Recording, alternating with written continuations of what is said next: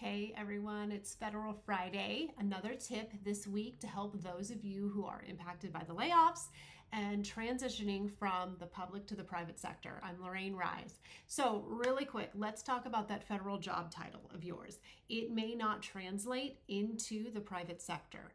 So, for example, one of the most common, more senior level job titles within the government is program manager.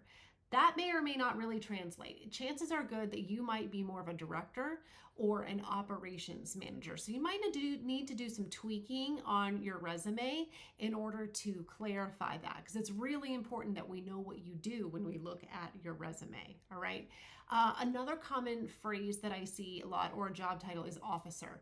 We don't really use that in the private sector. So contracting officer or something like that.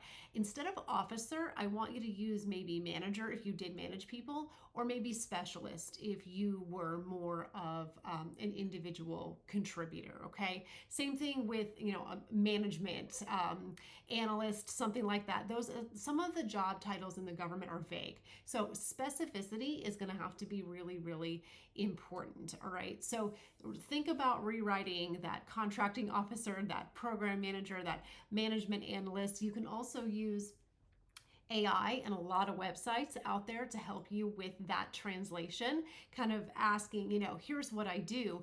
What is this called in the private sector? So a little bit of research is going to be needed, but you can definitely do it, and you can definitely convey your value on your resume. But start with the job title. That's one of the most important things. All right. I hope this helps. I will be back next Friday with another tip on Federal Friday.